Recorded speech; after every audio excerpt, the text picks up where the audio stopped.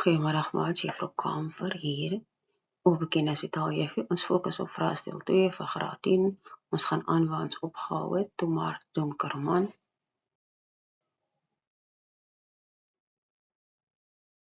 Strofe 2. Beskryf wat die man doen. Versdeel 10. Kriekie, kriekies. Verkleining om sag te klink. Klein insekte van die nag to sound soft. Small insects of the night. Versdeel 12. Troetelnaam wys die ma is lief vir die kind. Pet name shows that the mother loves the child.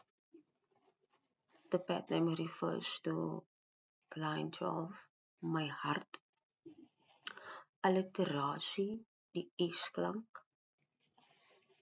Rustige klank, laat die kind slaap. Calm sound, let the child sleep. Klank na botsing, also known as onomatopoeia. Tok tok, versdeel 12. Versdeel 12, ook 'n vergelyking. Stilte wat sing soos die bissies my hart. So it's a comparison in line 12.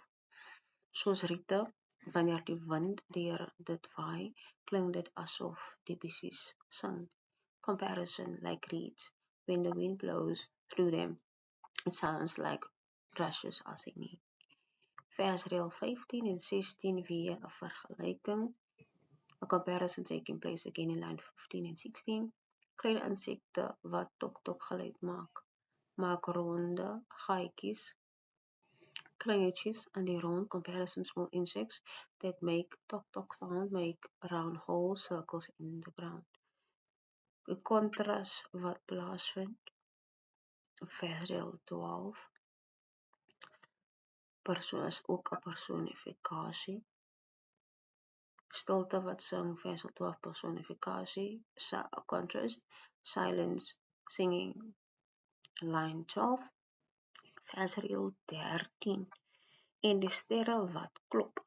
Personifikasie, dit lyk asof die sterre klop omdat dit flikker in die aand. Versdeel 17. Wat is sy naam, mommy?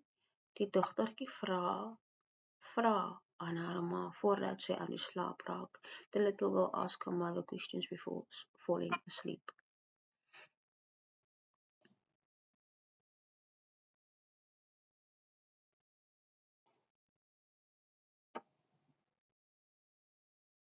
I'm repeating versdeel 13 en 17 again. Personifikasie, versdeel 13. En die sterre wat klop.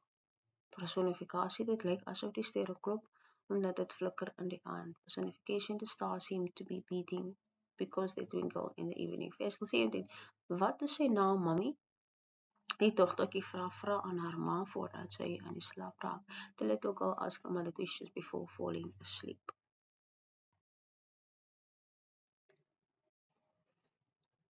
Strofe 3. Beskryf wat die man se naam is. Versdeel 18. Sy naam is Sht. Die mamma antwoord die dogtertjie se vraag. Die ou man se naam. Vertel die kind dat sy moet stil bly, dat sy moet slaap en van alles vergeet. The mom answers the little girl's question. The old man, moon, a name, tell the child to keep quiet, to sleep and forget about everything. Versdeel 21. Uit die land van Vaak. Die man kom van die land van Vaak, Sleepy. 4 hoofletternaam van land. Versdeel 22 en 23. Sy naam is Tomar. Hy heet my naam. Nou is die man se naam Tomar. Woord van vertroosting, comfort. Heet, sy naam is Tomar. Versdeel 23. Hy heet my lam. Troetelnaam. My lam is die troetelnaam. Pet name. Wys die man. Die ma is lief vir die kind. Pet name shows that the mother loves the child. Versdeel 25. Mommy, and then ellipse. Ellipse dui daarop dat die dogtertjie aan die slaap raak. Ellipse indicates that the little girl is falling asleep.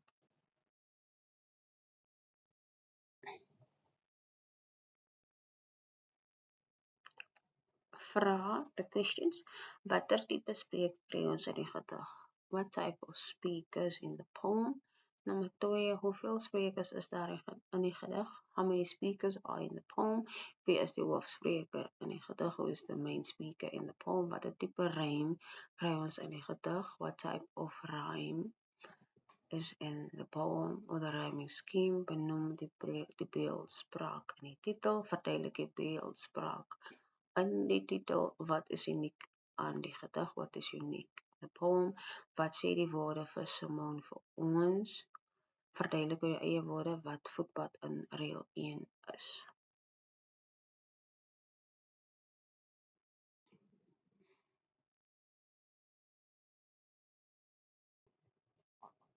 The answers, this is the memo.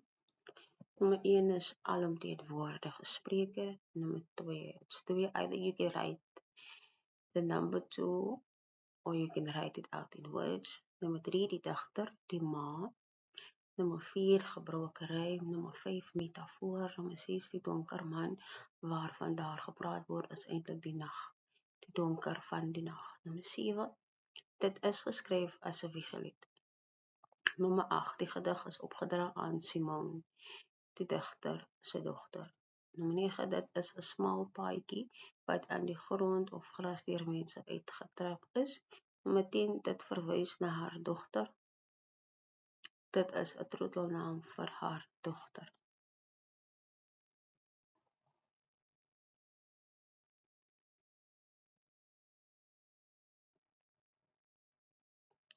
Waarna verwys die woordskat in reël 3? The woordskat in line 3, what is it referring to?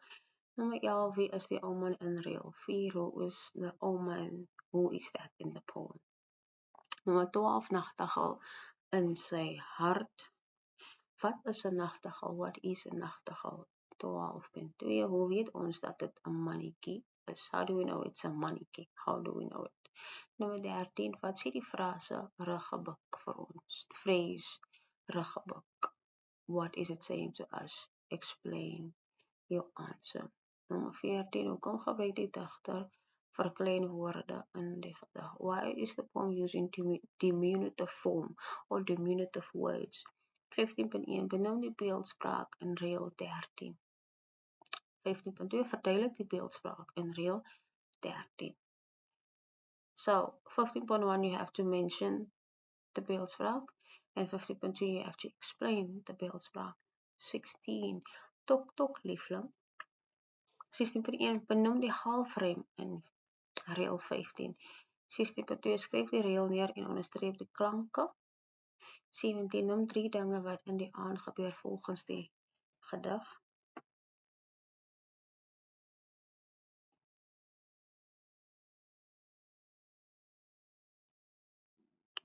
Nommer 11, dit is klasvakie. 12.1, dit is 'n tipe voël. 12.2, die mannetjies sing in die nag.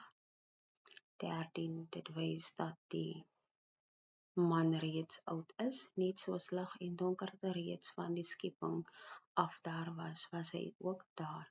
14, die gedig is vir 'n kind en sy probeer die kind gerus laat voel. 15.1, vergelyking. 15.2, die swart stilte van die nag word vergelyk met die visies. 16.1, alliterasie. 16.2, tok tok liefling. 17, die maan kom op, die kriekies sing, maak geraas, die sterre skyn. 18.1, alliterasie. 18.2, sy naam is, but here you need to underline the S because the S's in this sentence is the alliterasie.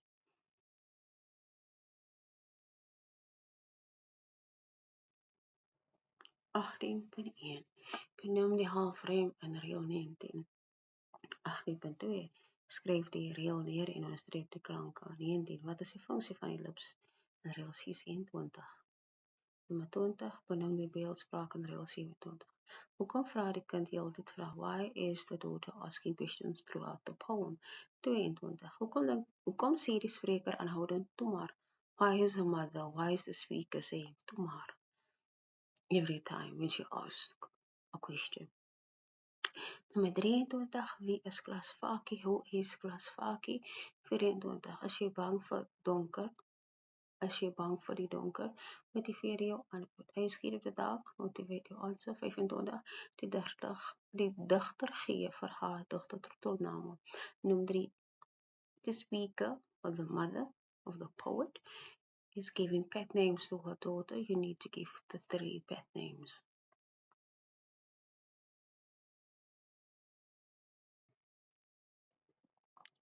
Nee, dit vereis vir die leser dat die kind aan die slaap raak nog voor sy haar laaste vraag kan vra. 20 metafoor. 21 as jy vra heeltyd vra om die slaap te probeer uitstel. 22 die kind is heel waarskynlik bang vir die donker en die spreker probeer haar troos en gerus laat voel. 23 is 'n simbool van slaap. 24 nee met goeie motivering. So 24, your answer can be ja of nee, and then you give a reason for your answer. 25, my skat, my hart, my lam, my liefling. My skat, my hart, my lamb, and liefling. So there is 4. You can only write 3.